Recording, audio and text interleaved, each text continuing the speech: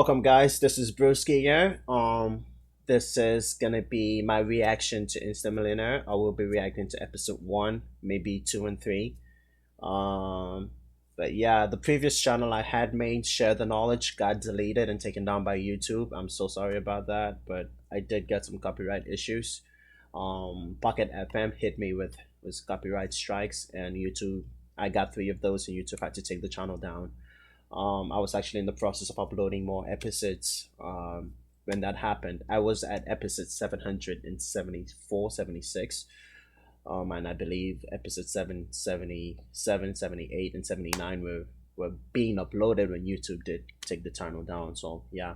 Um, so for this channel, what I'm going to do is I'm going to react to it. I'm going to have the story play at 2 times speed because I personally like it like that, and I kind of want to like get it done quickly because I have other things to do. I still need to study. I am a student right now, and I'm trying to do this whenever I have time. I'm not gonna be able to upload every day because I just physically, it's not feasible for me to like dedicate that much time to recording this and putting it out there. Even though I want to, I just can't because of my school schedule. I really need to study. Um, College isn't easy, and I do want to graduate. So anyway, so I'm gonna record this videos, this reactions to it. I'll give my thoughts at the end of an episode, or the end of a cluster of episodes, and I'll say what I thought about the characters and what I thought about what's happening. Yeah, let me just disclaimer: I have heard the story before several times, starting from episode one, going up to about episode 500. So I just wanted to react this and put that out there. I hope the audio is loud enough. I hope it is loud enough. Okay, so I'm gonna go ahead and start with episode one, Instant Millionaire. The title is Good and Bad Surprises. Hello, Heavenly Line Convenience. Alex Ambrose answered the store phone. I need a box of condoms and 2 bags of tissues delivered to room 1302 of the Sheraton South River Hotel. Hurry. The caller hung up. Alex shook his head. People never seem to be prepared. He packed the required items, put on a raincoat, and rode his electric bike toward the Sheraton Hotel on the southern side of the river. It was 9 o'clock in the evening and raining heavily, and his pants and shoes were soon wet and filthy. Luckily, the merchandise was still dry, but he didn't dare delay any longer, so he hurried toward the hotel. When he arrived at room 1302, he knocked on the door and it was opened quickly. Hello, here's your... Alex was stunned into silence. The woman in front of him was none other than his girlfriend, Kathy. Ooh, wow. She was dressed in a white robe, with her long, dark, wet hair draped over her shoulders. That's right away to find out someone's cheating, right? Kathy, what are you doing here? He stared at her in disbelief, still feeling dazed. What are you doing here? Kathy asked. Her heart skipped a beat, and she took a small step back into the room. Her mind went blank and then started to spin. What's wrong? Another guy walked up to the door, wearing a robe and slippers, and Alex immediately recognized him. You dare to touch my girl? Alex couldn't suppress the anger welling up inside him, and he started moving toward Billy, determined to teach him a lesson. Okay. Stop! Kathy stepped in front of Alex. After a brief burst of panic, she had managed to get back a bit of control. Since her boyfriend had already discovered her betrayal, there was no point in trying to hide it now. She looked directly at him. Alex, we need to break up. Break up? Alex was stunned. Hey man, it's for your good. She's breaking up with you, bro. Like, trust me, it's for your own good. Yes, like, we need to go our separate ways.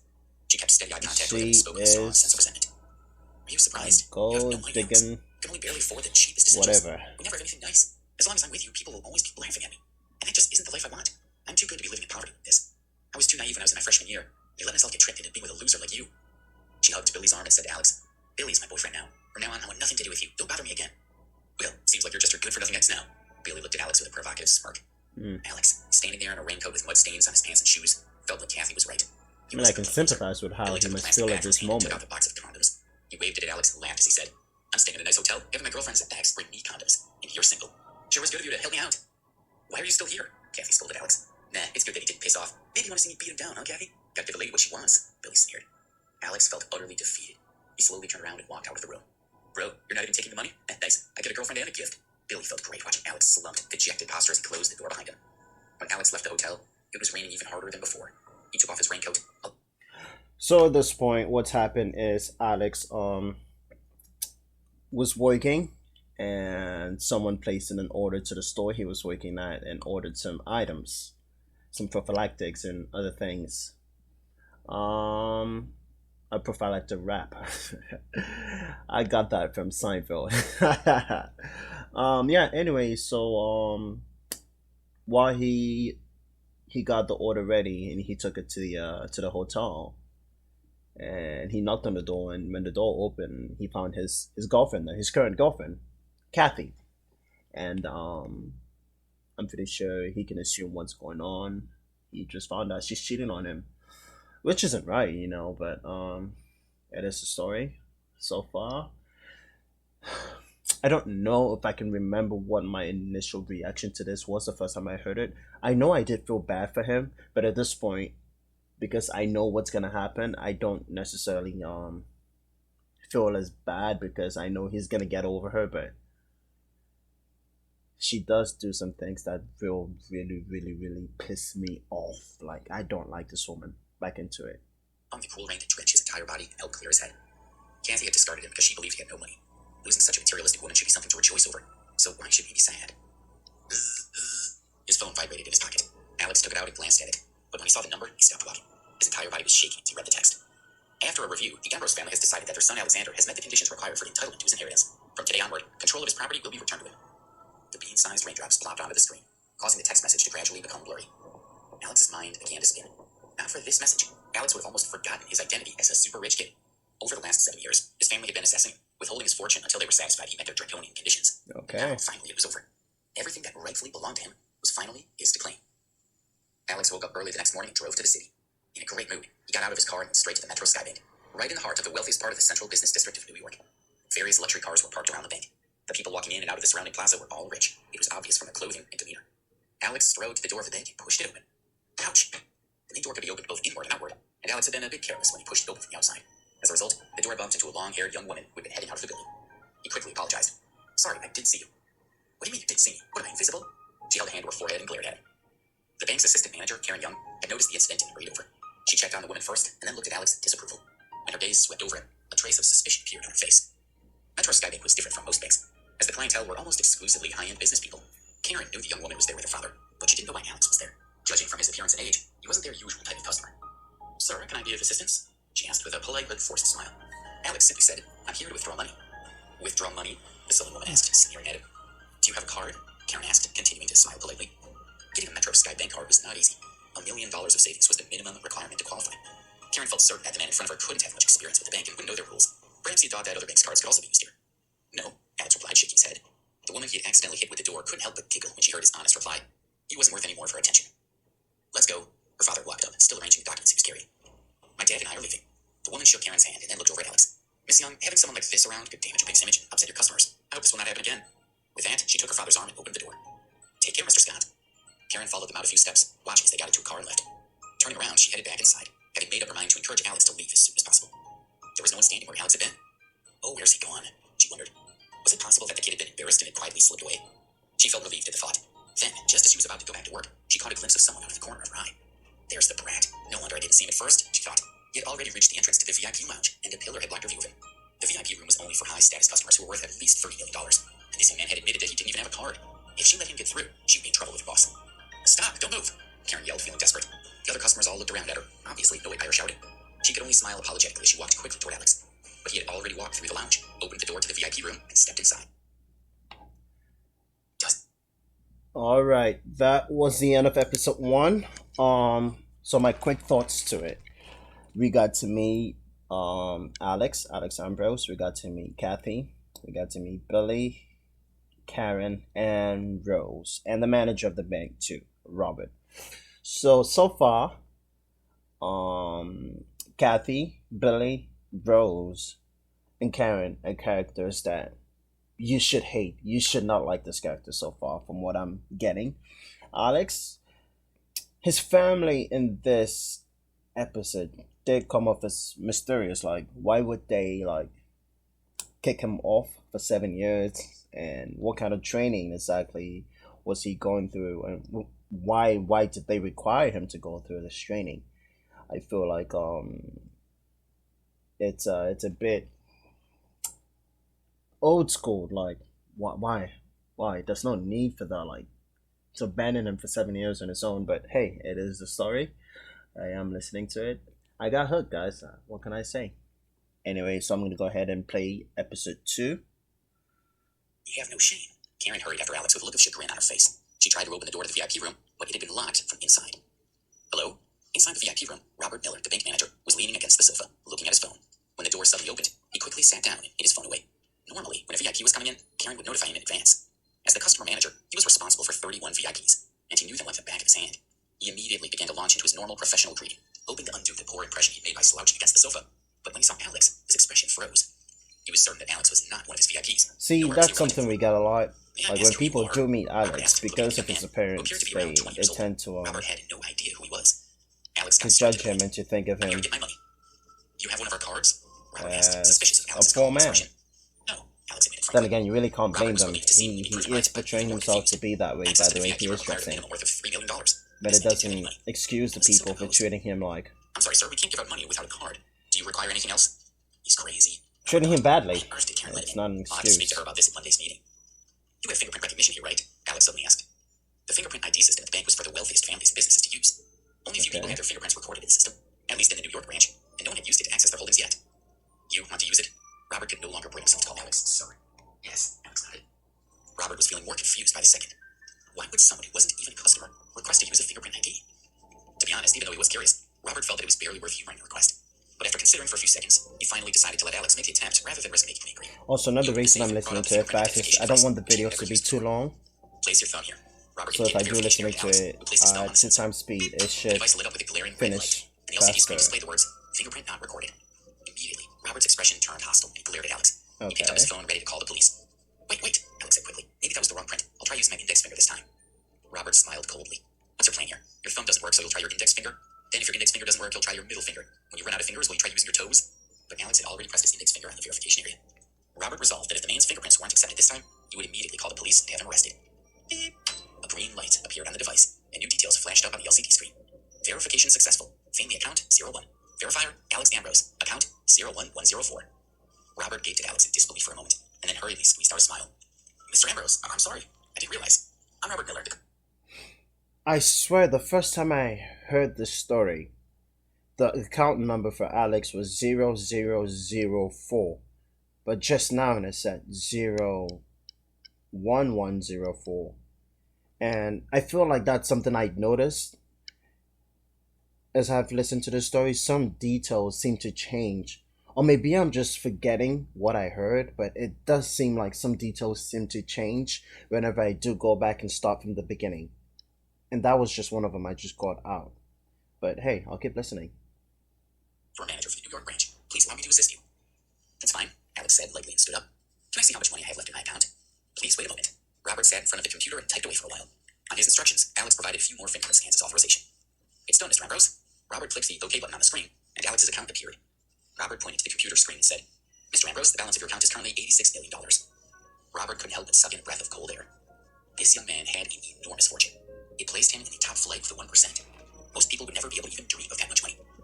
Alex felt strange This as he is where stared at the things numbers get on the screen. interesting. He reminded Mine's himself that getting he his needed to use money. his status as a rich kid as soon as possible. Mine's is getting his Oh, you have money. other assets as well. Let me show you now. Robert clicked through to check several pages in a row. Finally, he clicked the OK button again. The computer brought up a 4x4 grid of display screens. This surveillance screen displays all the physical assets that you hold elsewhere, Robert explained. He clicked on the upper left corner of the screen and brought up the feed from the bank's branch in The Hague, which revealed a sports car. In the lower right corner, it said, Ferrari Pagani Hura. Robert opened up other screens for Alex, one after another.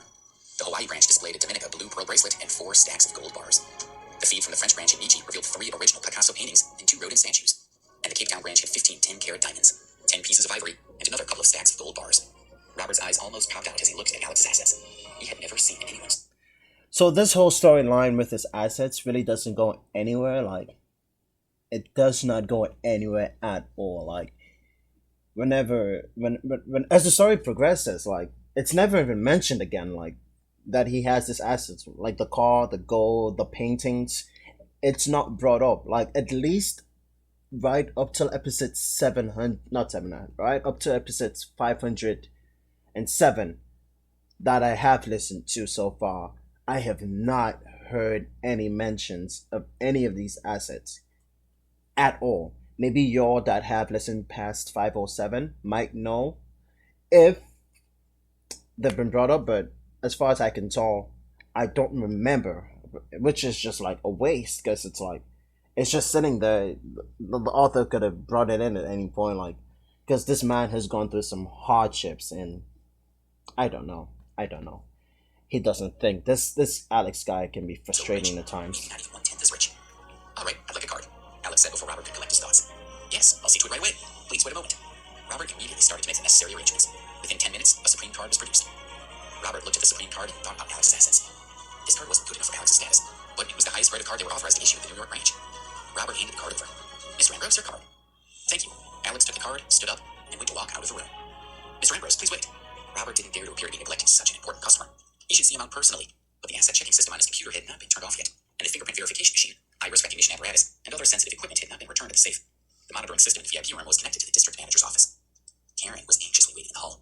What's been going on in there for so long? She wondered. Could that rat have murdered Mr. Miller in the VIP room? See, like, why would she go there? Why would she think that he killed Mr. Miller? Like, when Alex walked confidently out of the room. Stop! I don't even know. She walked quickly over towards him and grabbed his coat. You see, like, why would you approach him like that and just grab him if you just a few seconds ago wondered if he killed your boss? That doesn't make sense. But she could manage to search his pockets. What's wrong with this woman? Alex thought. He wasn't even arguing with her, but she was manhandling him. What is this? Karen spotted the Supreme card that was peeking out of Alex's pocket. She quickly pulled it out and looked at him triumphantly, as if she had found evidence of his guilt. Oh, you stole a card. This is a crime and I have to call the police. It didn't even cross her mind that the card could belong to Alex. She imagined he had entered the VIP room. Why would he? Looking at the way he's dressed. Mr. Miller with questions and stolen the card when the manager wasn't paying attention. Let go. Alex was sick of this woman. Don't you feel guilty about being a thief? She was even more determined. With the two of them creating such a scene, other customers started to walk over toward them, intending to help Karen keep Alex from getting away. Just then, Robert, who had finished tidying up, strode out of the VIP room. Having seen Alex's assets, Robert now knew he was the most important customer the New York branch of the bank had ever had. He'd also noticed that the system listed Alex's was listed as just one of multiple accounts attached to the family group, labeled 01. If that single account was so lucrative, what about the rest of the family? It was rare to meet such important people, so Robert knew he had to be careful to curry favor with Alex. If they got along well, it would be a tremendous success for Robert, and the potential benefits were huge. So, when he saw Karen struggling with Alex, he was enraged. Karen's expression was hostile, and Alex was becoming very angry. Karen was an idiot who was playing with fire, and she might drag Robert himself down with her. Of all the bank's many, many customers, why did she need to pick this one to try and remove? A simple flick of Alex's finger could be enough to end both their careers. Okay. Stop! Robert dashed between Alex and Karen. Before Alex could speak. And that was the end of episode 2. It just moved on to episode 3. So far, we find out that Alex, a college student, a broke college student, actually turns out to be a super rich kid from a really rich family. And he finally has access to his money after about 7 years. And he just went to the bank to open up his account, and more drama is going down. So I'm going to resume episode 3. And waved the Supreme card in the air. Her eyes flashed with triumph as she said to Robert, "Mr. Miller, look, he stole a card from the VIP room." She smiled at him, her expression a little smug. Surely Mr. Miller would be happy with her for preventing theft. He had a lot of authority in the Eastern District of Metro Skybank, and when he had arrived at headquarters, he had seemed impressed with her, so she was hoping for a promotion. Her imagination began to run away with her as she dreamed about her possible future. Mr. Miller's face had always been a little glum, but as she watched, She's dreaming his too expression much. grew darker and darker. Before she could figure out why, she was startled by his explosive roar, leaving her entire body trembling. Man, I'd be mad too. I mean, if I just found out like a rich customer just walked into my bank, I'd be mad as well. Like, if one of my employees was treating him like that. I haven't trained Miss Young properly. I do apologize. Mr. Miller's expression showed a mixture of respect, embarrassment, and unease as the bank's customers looked on in amazement. Karen was stunned. Could the Supreme card be his? She wondered. Her eyes widened. No matter how hard she tried, she couldn't make sense of it. If this man had a Supreme card, then he had at least $3 million, yet he appeared to only be around 20 years old. A poor, lower-class loser with that much money? No, it was just too unlikely. It's not Look at all these assumptions. Poor lower class. Thank you, Mr. Ambrose. Then again, Alex is dressed a certain way, before straightening up and shouting at Karen. Why were you just standing there? Apologize to Mr. Ambrose immediately. Makes sense. How could Karen still not understand? Robert thought. The young man standing in front of them was seriously rich and needed to be treated with respect. Karen immediately bowed her head at Alex. Mr. Ambrose, I'm very sorry for my rude behavior. I made a mistake and created a fuss over nothing and put my hands on you. It was my fault and I will reflect on my behavior. Alex ignored her and walked away. Mr. Ambrose, Robert called after him. If you ever need anything, just give me a call and I'll do my best to help. Robert was excited by this opportunity. It was rare to meet someone as important as Alex, so he shamelessly tried to charm him. Okay, Robert. Alex smiled faintly. Robert had come to his defense after all. The use of his first name made Robert feel quite emotional. The wealthiest customers called him by his first name, and now so did this poorly dressed young man, who had displayed not even a hint of arrogance. Alex strode out of the bank and hailed a taxi to take it back to Preston University. As Alex entered the university building, he accidentally stepped into a puddle, splashing a lot of mud on his legs. He checked his watch, then rushed toward the classroom, where Mr. Morgan was already standing at the podium lecturing. He spotted Alex out of the corner of his eye, and a hint of disappointment flashed across his face. Feeling guilty, Alex lowered his head. Of all his teachers, Mr. Morgan was his favorite. The other teachers tended to ignore Alex because he had no money, and some even openly mocked him. Only Mr. Morgan treated him like any other student. Alex slipped quietly into the classroom, aware that it's actually something we don't get a lot of. Alex's interaction in the classroom, we don't get a lot of that. Doesn't he have any clean clothes? Are you joking? throwing on whatever he could find. Some of the boys continued to talk, and the girls in the front row covered their mouths with their hands as they joined in. Their eyes flashed with contempt when they looked at Alex. Stop talking, Mr. Morgan said loudly, and pay attention. During the lecture, Alex noticed that Mr. Morgan kept glancing at him, his eyes full of disapproval, as if Alex had failed to live up to his expectations. Eventually, the lecture was over. Class dismissed. Mr. Morgan packed up his textbooks and left. Kathy, the voice came from the doorway.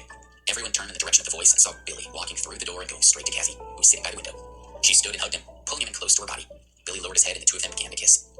Many of the students turned to stare at Alex. Everyone thought that he was Kathy's boyfriend, and they weren't aware that she had broken up with him. Alex watched in disgust. He'd heard that Billy had taken at least 5 different girls to stay at that hotel. Kathy was just the latest in a long line, and Alex had no intention of fighting for her. Billy strutted past Alex with his arm around Kathy's waist. Darling, wait a minute, Kathy said to Billy. She stopped in front of Alex and held out her phone. Since we've broken up, I don't want to owe you anything. Here's the phone you bought for me a few weeks ago. You can have it back. Alex glanced at the Samsung Galaxy phone and then took it. Ha! You would have to work part-time for 6 months to afford one of these. Kathy took a brand new phone out of her pocket and showed it to Alex. This is the latest iPhone, and it's much better than your phone. Of course, it's far too expensive for a loser like him. Billy raised his chin and looked at Alex. Kathy told me that she kept asking for that phone for 6 months before you finally bought it for her. You think you can pick up a girl so far out of your league? You're just embarrassing yourself, so give up. And I'm warning you now, don't even think about her. If I find out you've gone anywhere near her, you'll regret it. Don't waste your breath talking to a loser like him. Can we go into Lucas for lunch? Kathy had already dismissed Alex. Call me baby. She already broke up with him. What is the point of treating him like that? Like, I don't get it. Kathy! A petite girl stood up glaring at her. You're taking it all too far. I never thought you'd break up with Alex, and I'm ashamed of you. Emma, why do you care? She scowled. When things had been going well with Alex, she'd been on good terms with Emma, who was a decent person. Sometimes when Kathy had been fighting with Alex, she'd ask Emma's opinion about who was in the right. You gave up Alex for someone like Billy? Emma asked. How could you treat Alex like this? When you were sick and couldn't even get out of bed, Alex sent you lunch and dinner every day for a month. And when you were walking in the mountains and twisted your ankle, he carried you on his back for miles down the mountain. Don't you remember that? You know he doesn't make much money from his part-time jobs. But when you wanted a phone, you worked hard for months to save enough money to buy it for you. And this is how you repay him? By breaking up with him and ridiculing him? Kathy scowled. I've never forced him to do anything. If he was stupid enough to go along with it, that's his problem. And so what if he bought me a cell phone? It was only a Samsung. And why would I want a Samsung when I can have an iPhone? Emma shook her head. Kathy, I don't understand you. Do you only care about money? Will money get you everything you want? Yes! Kathy barked out a laugh. She stared at Emma and said, I admit that I like money. Is that so wrong? She took Billy's arm and said, Come on, baby, let's go. These two poor people disgust me. She glared at Alex and Emma, then swept out of the classroom with her head held high. Are you all right? Emma walked over to him. Alright, that was the end of episode 3. I am gonna go ahead and give my thoughts and cut the video off right here. Anyway, so far, what I do know for sure is I hate Kathy. I don't like Karen. What else? I don't like Billy. But I really know I don't like Kathy. Like, she pisses me off. Like, and this Alex guy he allows people to walk all over him too much. Like, yeah, I understand being humble and all that, but man, you're taking it too far, man. This guy's taking it too far. He needs to step up for himself. He really does need to step up for himself. But yeah, that was episode 1, 2, 3. This should be posting soon. Hopefully I don't have any issues with copyrights with YouTube and anything else. Anyways, this is Brusky signing out. Appreciate you guys for watching this. Please go ahead, leave a like and subscribe. See you next time.